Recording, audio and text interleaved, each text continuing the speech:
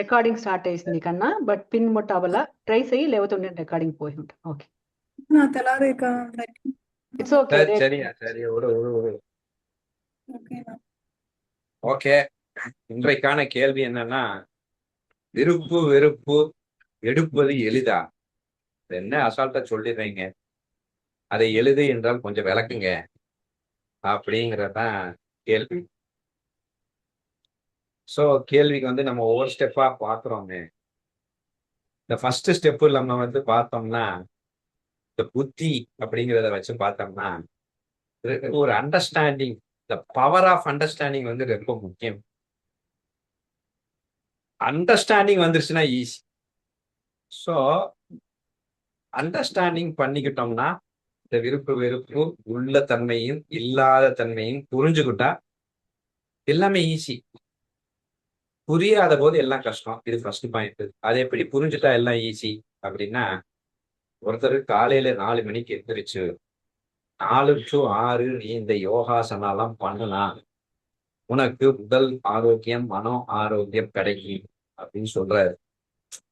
போங்க சார், நீங்க சொல்லிடுவீங்க, அதெல்லாம் எவன் எந்திரிச்சு எவன் பண்ண, 2 நாள் பண்ணுவோம், 3 நாள் பண்ணுவோம், 1 வாரம் பண்ணுவோம், யார் பண்றா ஒழுங்கா? அதெல்லாம் பண்ணவே முடியாது, அது கடினமானது அப்படின்னு சொல்லி முடிச்சிட்டாரு. இப்ப மறுபடியும் அவங்க போறோம். ஐயா, நீங்க காலையில 4 to 6 கரெக்டா எந்திரிச்சுட்டு இந்த யோகாசனா நீங்க பண்ணி முடிச்சிட்டீங்கன்னா உங்க அக்கௌண்ட்ல ஒரு 5 லட்சம் ரூபாய் விடும். ஒரு நாளைக்குன்னு வச்சுக்கோங்க. ஒரு நாளைக்கு 5 லட்சம் ரூபாய் விழும் உங்க அக்கௌண்ட்ல. கிட்டத்தட்ட பார்த்தா மாசம் 1.5 கோடி, வருஷத்துக்கு ஒரு 18 கோடி உங்க அக்கௌண்ட்ல விழுந்துடும். நீங்க வந்து காலையில 4 to 6 நீங்க பண்ணுங்க அப்படின்னா எவனுக்காவது அது கஷ்டம் தோணும்? 4 to 6 எந்திரிப்பது கஷ்டம், அதெல்லாம் முடியாது. வேகமாக 3:45 எந்திரிச்சுட்டு 6 மணிக்குள்ள சூப்பரா அவர் சொன்ன யோகாசன தீபாவளினாலும் பண்ணுவான், பொங்கல்னாலும் பண்ணுவான், உடம்பு சரியில்லைன்னாலும் பண்ணுவான், கொஞ்சம் காய்ச்சல் அடிச்சாலும் எந்திரிச்சு பண்ணிடுவான். இல்ல நைட்டு ஃபுல்லா டிராவல் பண்ணிட்டு வந்தோம்ப்பா, 4 மணிக்கு தான்ப்பா வீட்டுக்கு வந்தோம்னா 4 to 6 நான் பண்ணிட்டு நான் அதுக்கப்புறம் தூங்குறேன்மா. ஏன்னா அந்த 5 லட்சம் ரூபாயோட ஒருத்து புரிகிறது. ஆனா முதல்ல முடியாதுன்னா ஆரோக்கியம், மன ஆரோக்கியத்தையும் உடல் ஆரோக்கியத்தையும் ஒருத்த அவனுக்கு புரியல. அது 5 லட்சத்தோட ஜாஸ்தி ஆரோக்கியத்தோட ஒருத்து. அது புரியறது இல்ல. புரிஞ்சா எளிது. அப்ப விருப்பு வெறுப்பு அற்ற தன்மை என்பது எப்பேற்பட்ட ஒரு பேரானந்தத்தையும் ஒரு பலனையும் உனக்கு கொடுக்குது அப்படின்னு முழுமையா புரிஞ்சிருச்சுன்னா டக்குன்னு அங்க சாஞ்சிருவான் ஈஸி. இங்க புரிதல் மாறி இருக்கு. விருப்பு வெறுப்பு தான் எனக்கு எல்லாம் கொடுக்கும் அப்படின்னு நினைச்சிட்டு இருக்கான்ல, அந்த புரிதல் மாறி இருக்கு. அதுதான் வந்து கஷ்டமா இருக்கு. அப்ப புரிதல் இந்த சைடு மாத்திட்டோம்னா ஈஸி ஆயிரும் அப்படின்னு புரிஞ்சுக்கலாம். சோ புரிஞ்சுக்கிறதுக்கு என்னப்பா பண்ண அப்படின்னா, இந்த விருப்புன்னா என்னன்னு முதல்ல புரிஞ்சுக்கணும். விருப்பு வெறுப்பு இல்லைன்னா மரக்கட்டை அப்படின்னு ஒரு தப்பான புரிதல் வேற. இந்த விருப்புனா என்ன, வெறுப்புனா என்ன அப்படின்னா, இப்போ ஒரு எக்ஸாம்பிள், ஒரு கிரிக்கெட் பிளேயர் இருக்கிறாரு. அவர் வந்து 98 ரன் அடிச்சிட்டாரு. 100 ரன் எடுக்க வேண்டும். 100 ரன் எடுத்துட்டா அவருக்கு வந்து என்ன கிடைக்கும்? புகழ் கிடைக்கும், பணம் கிடைக்கும், ஸ்பான்சர்ஷிப் கிடைப்பாங்க, ஹிஸ்டரியில வந்து பேர் வரும், ரசிகர்கள் கூடுவார்கள். எங்க? அந்த 100 ரன்னுல. அப்போ ஒரு 98 ரன் வந்துட்டாரு. அப்போ ஒரு விருப்பு வருது. அந்த விருப்பு என்ன பண்ணுதுன்னா அந்த 2 ரன் எடுப்பதற்கு தடுமாற வைக்குது. அந்த எதிர்பார்ப்பு வந்து ஆட்டோமேட்டிக்கா அவருடைய இயல்பை வந்து அசைத்து காட்டி தடுமாற வைத்து கஷ்டப்பட்டு, சப்போஸ் அந்த கஷ்டத்தின் விளைவாகவே தவறு செய்து அவுட் ஆயிட்டா 2-3 நாள் தூங்காம வேதனைப்பட்டு அவரை வந்து அலைக்கழிக்கிறது. அந்த விருப்பு தான் அவுட் ஆகும்போது வெறுப்பா மாறி எடுக்குது. விருப்பே ஒரு கஷ்டம்தான். அந்த விருப்புனாலதான் அவன் தன்னிலை இழக்கின்றான், தன் இயல்பை இழக்கின்றான், தடுமாறுறான். அதுவே ஒரு கஷ்டம்தான். ஆனா அது வெறுப்பா மாறும்போது பெருங்கஷ்டம். அப்ப இதுதான் விருப்பு. ரன்னு விளையாடக்கூடாதுங்கிறதுல விருப்பம் இருக்கு. விளையாடணும், விருப்பு இல்லாம விளையாடணும். எப்படி? அவரே 100 ரன் அடிச்சிட்டாரு.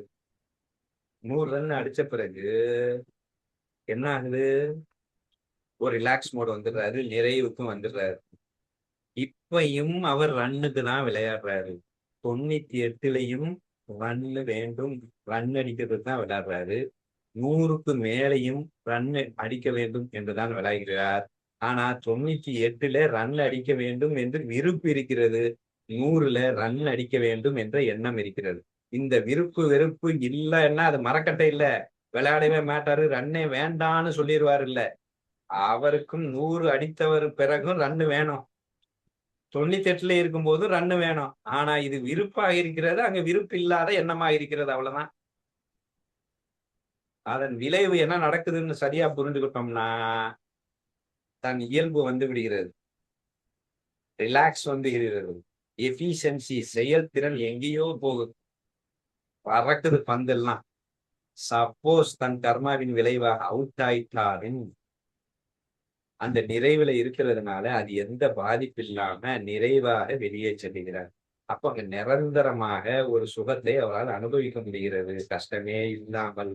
ஆனா அவர் ரன்னுக்காக தான் விளையாடுறான். 100 ஒரே ஆளு 100க்காக விளையாடும் போது, 100க்கு பிறகு விளையாடும் போது ரன்னுக்காக தான் விளையாடுறான். 98லயும் ரன்னுக்காக தான் விளையாடுறான்.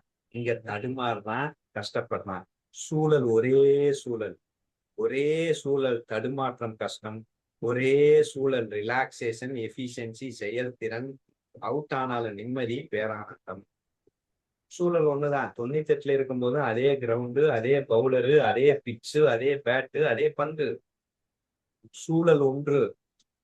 அதுல டக்குன்னு விருப்பு வந்து உட்காரும் போது பெரும் கஷ்டம், தடுமாற்றம், இயல்பு போய் தன் நேச்சுரல் கேம் காலியாகி தன் இயற்கை இழந்து கஷ்டம். அதுவே 100 எடுத்த பிறகு தன் இயல்புல ரிலாக்ஸ்டாக ஒரு ஒரு ரிலாக்ஸ்ங்கிறது அந்த ஆனந்தத்துல ரன்ல செயல்திறன் அதிகமாகிறது. அவுட் ஆனாலும் அந்த ஆனந்தம் குறையாமல் இருக்கிறது. அப்போ விளையாட வேண்டாம்னு சொல்லல, அனுபவிக்க வேண்டாம்னு சொல்லல. ஆனா அதுல விருப்பு சேரும் போது நீ தடுமாறி கஷ்டப்படுகிறாய். விருப்பை எடுத்து விட்டால் நீ உன் இயல்புல பேரானந்தமாக சூப்பராக அனுபவிக்கலாங்கிற. நல்லா நான் வச்சுக்கணும். ஒரு புரிதல், நான் ஒரு விஷயத்தை முழுமையாக அனுபவிக்கணும், நல்லா என்ஜாய் இருப்பா, எல்லா விஷயத்தையும் நான் என்ஜாய் பண்ணணும். அப்படின்னா எந்த ஒரு விஷயத்தையும் முழுமையாக யாரால் என்ஜாய் செய்ய முடியும் என்றால், அந்த விஷயத்தின் மீது யாருக்கு விருப்பம் இல்லையோ அவன்தான் முழுமையாக சூப்பராக அந்த விஷயத்தை ரசித்து ருசித்து அனுபவிக்க முடியும். எவனுக்கு விருப்பு இருக்கிறதோ, அதிக விருப்புடன் ஒரு விஷயத்தை அனுபவிக்கும் போது அங்கே கண்டிப்பாக எதிர்பார்ப்பு வரும், அகங்காரம் இருக்கும், ஏக்கம் இருக்கும், தடுமாற்றம் இருக்கும். இது கடைசி வரைக்கும் வர வேண்டுமே, இல்லை என்றால் கஷ்டமே அப்படிங்கிற ஒரு பல தாட் ப்ராசஸோட சேர்ந்துதான் அதை அனுபவிக்க வேண்டியது வரும். அப்படி தடுமாற்றம் வந்த போது அந்த தடுமாற்றத்தில் புலன்கள் சரியாக வேலை பார்க்காது. புலன்கள் சரியாக வேலை பார்க்கலன்னா தான் அனுபவித்தது என்பது சரியாகவே இருக்காது. ஏன்னா மூக்கு சரியாக மோராது, நாக்கு சரியாக டேஸ்ட் இருக்காது, ஸ்பர்சத்துக்கு சரியான ஒரு ஃபீல் உணராது. அப்படி இருக்கும்போது அவர் என்னத்தை அனுபவிக்க முடியும்? திட்ட விருப்பு வெறுப்பில் இருப்பது என்பது மரக்கட்ட நிலை. ஆனா அனுபவித்ததாக மாயாக நினைத்துக் கொள்வான்.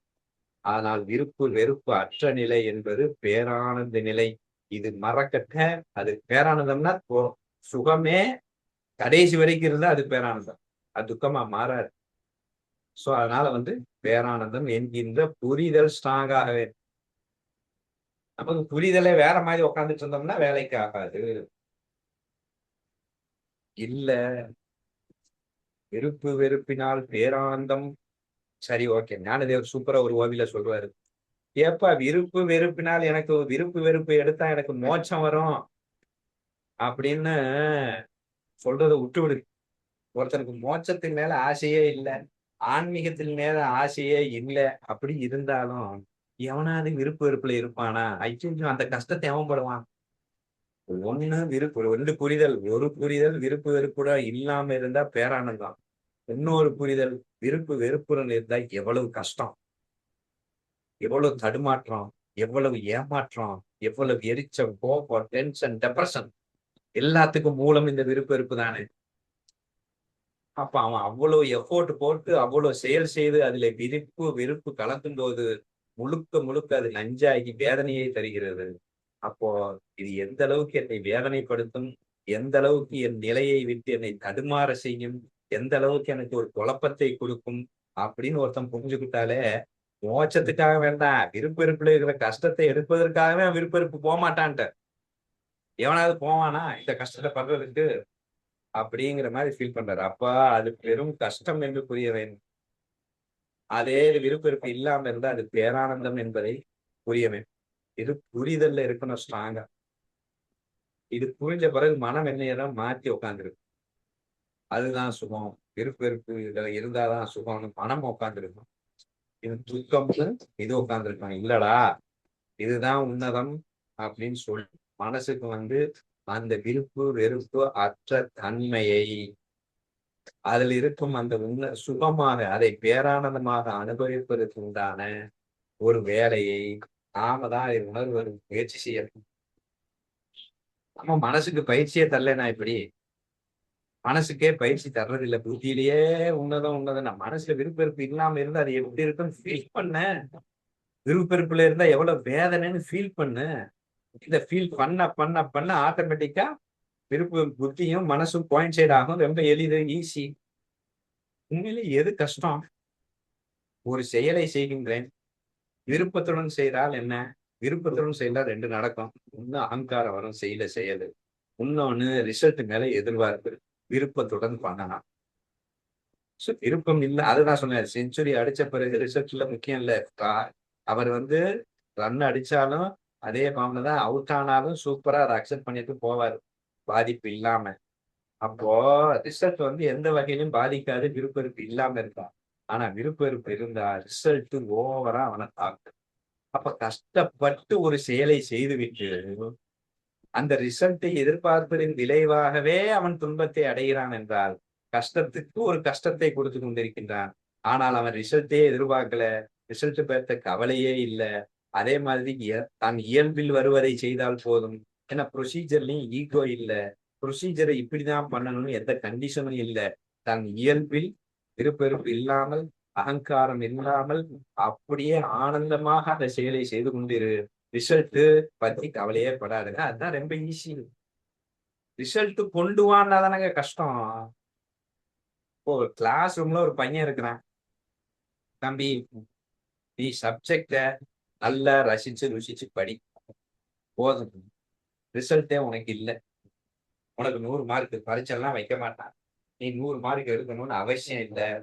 நீ பரீட்சையில நீ முட்டை மார்க் எடுத்தாலும் பரவாயில்ல. ஆனா சப்ஜெக்ட் என்ன பண்ணணும்னா நல்லா ரசிச்சு படிக்கணும், அவ்வளவுதான்.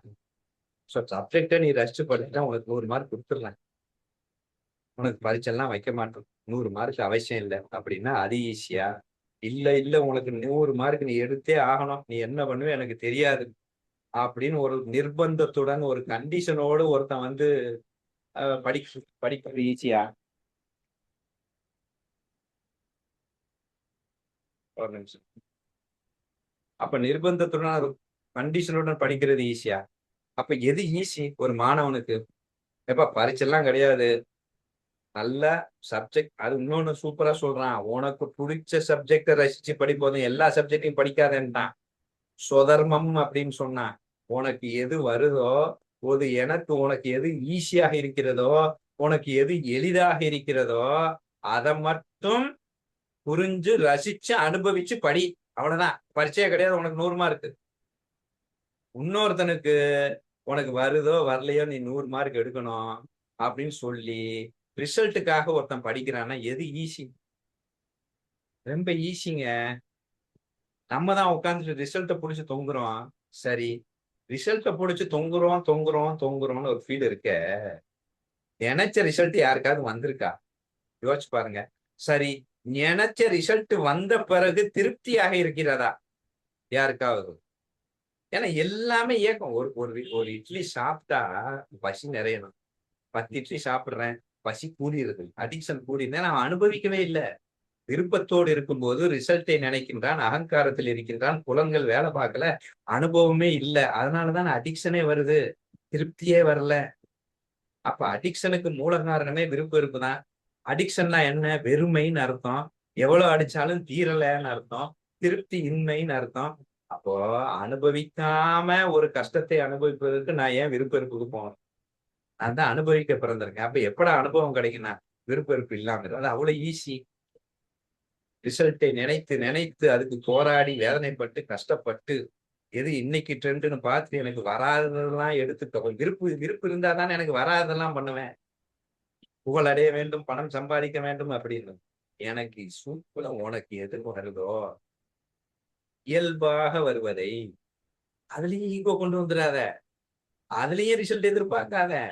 உனக்கு இயல்பாக வருவதை நீ ரசித்து ஆனந்தமாக பண்ணி கொண்டிரு. அவ்வளவுதான். இது என்ன கஷ்டம்? எனக்கு புரியவே இல்லை. இயல்புக்கு வந்தாலும் வரலனாலும் நீ ரிசல்ட்டை அடைந்தே ஆகணும். ரிசல்ட் நம்ம கையிலேயே இல்லையே. ரிசல்ட் நம்ம கையில இல்லைங்கிறது நம்ம மண்டைக்கு ஏறவே மாட்டேங்குது. ஆனாலும் ரிசல்ட்டை ஏத்துக்கணும். இந்த ஒருத்தர் சொன்னான், இப்ப நீ வந்து ராஜபாளையத்துல இருக்க, ராஜபாளையத்துல இருந்து ஸ்ரீவில்லிபுத்தூருக்கு போய் சேர வேண்டும் அப்படின்னு சேனி இருக்கு. இந்த சேனியில ரிசல்ட்டுக்கு யார் உத்தரவாதம் தர முடியும்? ரிசல்ட் ஒன்ன நம்பி மட்டும் இல்ல, ரிசல்ட் 1000 ஃபேக்டர் நம்பி இருக்கு. நீ சேனியை ஸ்டார்ட் பண்ணும்போது அங்க வந்து எந்த கலவரம் நடக்காம இருக்கணும். ரிசல்ட்டை ஸ்டார்ட் பண்ணும்போது அங்க வந்து கிளைமேட் உனக்கு நல்லா ஏத்த மாதிரி இருக்கணும். நீ வந்து ஜேர்னியை ஸ்டார்ட் பண்ணும்போது உன் வண்டி நல்லா இருக்கணும். நீ ஜேர்னியை ஸ்டார்ட் பண்ணும்போது உன் உடம்புல எந்த வியாதியும் இல்லாம இருக்கணும். ஜேர்னியை ஸ்டார்ட் பண்ணும் போதும் சரி, எல்லாம் நல்லா இருக்குப்பா, போய்கிட்டு இருக்க. நீ இங்க இருந்து அங்க போறதுக்குள்ள ஒரு 500 பேர் உன்னை கிராஸ் பண்றான்ல, அந்த 500 பேரும் உனக்கு வழி விட்டு உன்னை மோதாம போகணும். அந்த 500 பேரும் உன்னை மோதாமல் போனா நீ இங்க இருந்து 10 கிலோமீட்டர் அங்க இருக்கிற ஒரு ஸ்டீவ்ல 10 கிலோமீட்டர் போறதுக்கு 500. அப்போ ஒரு 10 கிலோமீட்டர் போனோம்னா ரிசல்ட் எத்தனை பேர் கையில இருக்கு? கிளைமேட் கையில இருக்கு, உன் உடம்பின் ஆரோக்கியத்தின் கையில இருக்கு, நீ வைத்திருக்கிற வண்டியின் கையில இருக்கு. அதையும் தாண்டி உன் எதிரே வருகின்ற 500 பேரின் மனோநிலையை பொறுத்திருக்கிறது. ஒரு சாதாரண 10 கிலோமீட்டர் நீ கிராஸ் பண்ணி அங்க போயிட்டாலே அந்த ரிசல்ட்டுக்கு இத்தனை பேரும் பொறுப்பு. இது அடைந்தாலே நானும் சொல்றதுக்கு அங்க என்ன இருக்கு? அப்ப இத்தனை ஃபேக்டர் நம்ம கையிலேயே இல்லாத முழு அதாவது எத்தனை ஃபேக்டர் 500 பேர் நம்ம கையில இருக்கானா? எதுவுமே நம்ம கையில இல்ல.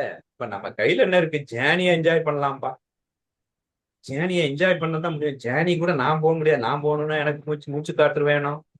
ஜேர்னியை அவன் கொண்டு போறான், நான் என்ஜாய் மட்டும் தான் பண்றேன் அப்படிங்கிற உண்மையை புரிந்து கொண்டு அந்த என்ஜாய் பண்ற ஃபீலுக்கு வந்துட்டாலே, ஓ ஜேர்னியை என்ஜாய் பண்ணுவாருப்பா, போய் சேருவாரா மாட்டாருலாம் எங்களுக்கு தெரியாது. ஜேர்னி எப்படி பண்ணுவாருன்னா அவருக்கு இயல்பாக வருகின்ற, அவருக்கு என்ஜாய் பண்ணக்கூடிய ஒரு வழிமுறையில ஜேர்னி பண்ணுவாரு. அது ட்ரெயினாக இருக்கட்டும், பிளைட்டா இருக்கட்டும், நடந்து போவாரு, இல்ல வண்டியில போவாரு. வண்டி அவருக்கு இயல்புக்கு ஒத்து வருகிற வண்டியில ஏறிக்கிட்டு எந்த டைம் கன்ஸ்ட்ரெயின்ட்டும் கிடையாது, எந்த ரிசல்ட் மேல அக்கறை இல்லை, ஜேர்னியை என்ஜாய் பண்ணுவாரு. அவ்வளவுதான். இப்ப ஜேர்னியை என்ஜாய் பண்றது ஈஸியா? இந்த ரிசல்ட்டை சுத்தி இருக்கிற இத்தனை ஃபேக்டர்களையும் மீறி நான் எப்படியாவது ரிசல்ட்டை அடைந்து விடுவேன் அப்படின்னு நினைச்சு போராடி அடைய வேண்டும் என்று நினைப்பது மிகப்பெரிய கஷ்டம். அடைந்தாலும் திருப்தி இருக்காது. ஏன்னா நான் ப்ராசஸ் என்ஜாய் பண்ணல, எம்டில இருக்கிறேன். அப்ப மறுபடியும் கோலை தூக்கி போடு. 1 கோடி ரூபாய் போகணும், 10 அப்ப 2 கோடியில போடு. 1 கோடியில நான் ப்ராசஸ் என்ஜாயே பண்ணலையே, எம்டில இருக்கிறேன்ல, அப்ப 2 கோடி போடு. இப்படியே எம்டில தான் வண்டி கடைசி வரைக்கும் போயிட்டு இருக்கோம். ஸோ ரிசல்ட் அடைஞ்சாலும் எம்டில தான் இருப்போம். அடையணும் அப்படிங்கிறது நம்ம கையிலேயே இல்லை. கையில இல்லாத விஷயத்துல ஏன் இவ்வளவு லோடாகி எடுக்கணும்? கடைசியில ஜேர்னியவே மிஸ் பண்ணணும். ஜேர்னியோட என்ஜாய்மெண்ட்டை ஏன் மிஸ் பண்ணணும்? ஸோ ஜேர்னியை என்ஜாய் பண்றது ஈஸி தான், ரிசல்ட் தானே கஷ்டம். ஒரு டீச்சர் இருக்காங்க, ஏப்பா நீ சூப்பரா உன் சப்ஜெக்டை என்ஜாய் பண்ணி, டீச்சிங் உனக்கு என்ஜாய்மெண்ட், சூப்பரா உன் சப்ஜெக்டை என்ஜாய் பண்ணி டீச் பண்ணிட்டு வாப்பா, உனக்கு சேலரி அப்படிங்கிறது ஒண்ணு இருக்கு. இல்ல இந்த 100 பேரையும் ஃபர்ஸ்ட் கிளாஸ் மார்க் எடுக்க வச்சணும், ரிசல்ட்டை நீ கொண்டு வரணும், அப்பதான் உனக்கு வந்து சேலரி அப்படின்னா எது கஷ்டங்க அந்த டீச்சருக்கு? ரிசல்ட்டை கொண்டு வர்றதா, இல்ல அவருடைய இயல்புல அவருக்கு வர்ற சப்ஜெக்ட என்ஜாய் பண்ணிட்டு வர்றதா கிளாஸ் ரூம்ல? அந்த அளவுக்கு ஒரு ரிலாக்ஸேஷன் கொடுத்துருக்கான். நீ விருப்பெருப்பு இல்லாம இருந்தா உனக்கு எல்லாத்தையும் தாரேங்கிறான். அவ்வளவு ஈஸி. ஆனா ரிசல்ட்டை அடைவேன்னு சொல்லும் போது அந்த விருப்பெருப்பு உள்ள உட்கார்ந்து நம்மளை அழுத்திடுது. விருப்பெருப்பு தான் ரிசல்ட்டுக்கு மூல காரணம். ரிசல்ட்னு வந்துட்டாலே அது நிர்பந்தம், கஷ்டம். அப்படிங்கறத புரிஞ்சுக்கிட்டோம்னா மிக எளிது. சோ இங்க புரிதல் தான் வேணும். அடுத்து உணரணும். அது எந்த அளவுக்கு ஒரு பேரானந்தம். இவன் சுகத்தையே அனுபவிக்கல. புலனெல்லாம் போயிடுச்சு. ஒரு துக்கத்துல இருந்துட்டு துக்கத்துல இருந்து வெளியே வருவதை சுகம் என்று தன்னை நினைத்துக் கொண்டிருக்கிறான். நல்ல வெயில காய விட்டு ஏசி ரூம்குள்ள அனுப்பிச்சோம்னா ஆஹா சுகமும்மா. காரணம் துக்கம் குறையுது. துக்கம் குறைந்ததை சுகம் என்று சொல்லுகின்றார். ஒருத்தருக்கு திடீர்னு கண்ணு போச்சு, கண்ணு வந்தது, பேரானந்தத்தில் திளைத்தாராம். எப்ப முதல்ல கண்ணு இருந்ததுல அந்த பேரானந்தம் எங்க போச்சு? அந்த துக்கம் மறைந்தது, அது பேரானந்தமா நமக்கு காட்டுது. துக்கம் மறைந்தது எப்படி சுகமாக இருக்க முடியும்? சோ அது உண்மையிலேயே ஆனந்தமாக இருக்கணும். அதற்கு புலன்கள் நல்ல சென்சிட்டிவாக இருக்கணும். உணர்வு சூப்பரா இருக்கணும். புத்தியும் மனமும் புலன்களும் நேர் கோட்ல சூப்பரா எண்ணம் சொல் வாக்கு அப்படிங்கிற மாதிரி எல்லாம் நேர் கோட்ல இருந்துச்சுன்னா குழப்பமே இல்லாம எதிர்பார்ப்பே இல்லாம தன் இயல்புக்கு வந்ததை அனுபவிக்கிறதுக்கு பேர் தான் இருப்பு வெறுப்பு அற்ற தன்மை. இருப்பு வந்த இயல்பு மாறும், செயல்ல ஒரு அழுத்தம் வரும், அதன் மூலியமா ஒரு ரிசல்ட் மேல அக்கறை வரும், எல்லாம் கொலாப்ஸ் ஆகி கஷ்டப்படும். இதை புரிந்து அதை உணர முயற்சி செய்தால் இது மிகவும் எளிதானது. ரொம்ப சிம்பிள். நீங்க ஏதாவது ஒரு விஷயத்துல நீங்க இருந்து பாருங்களேன். சிம்பிளா, ரொம்பலாம் வேண்டாம். ஏங்க இதனால எனக்கு ஒரு பிரயோஜனம் இல்லைங்க. சரி உனக்குதான் ஒரு பிரயோஜனம் இல்ல ரிசல்ட் அவசியம் இல்ல சும்மா கேம்ஸ் விளையாடுப்பா. ஒரு மணி நேரம் உனக்கு பிடிச்ச செட்டில்காக்கோ வாலிபாலோ பேஸ்கெட் பாலோ எந்த எதிர்பார்ப்பு இன்றி வெற்றி தோல்வியை கவலைப்படாமல் உன்னால் முடிந்த இயல்பாக வருகின்ற ஒரு அரை மணி நேரம் அதை விளையாண்டு பாரு. ஏதாவது ஒண்ணு செஞ்சு பாரு விருப்பெருப்பு இல்லாம. அது எப்படி ஒரு எஃபிஷியன்சியை தருது, எப்படி ஒரு ரிலாக்ஸேஷனை தருது, எப்படி ஒரு என்ஜாய்மெண்ட்டை தருது, எப்படி அந்த அமைதியில ஒரு கிக்கு கிடைக்குது அப்படிங்கிறத அதை லைட்டை என்ஜாய் பண்ணி பார்த்தோம்னா இவ்வளவு ஈஸியா அப்படின்னு தெளிவா புரியும். அதுவே நம்ம இங்க போனோம்னா பெட் மேட்ச் விளையாண்டோம்னா விருப்பு வெறுப்புடன் ரிசல்ட் எதிர்பார்த்து பண்ணும்போது அது எந்த அளவுக்கு கொடுமையானதுன்னு நம்ம தான் அனுபவிச்சுட்டு இருக்கோம். இதை ஒரு தெரியாவது நீங்க அனுப்பிச்சு பாருங்க, உங்களுக்கு கிளியரா புரியும். சோ இதான் என்னுடைய ஆன்சர். Thank you ma'am. பண்ணுங்க.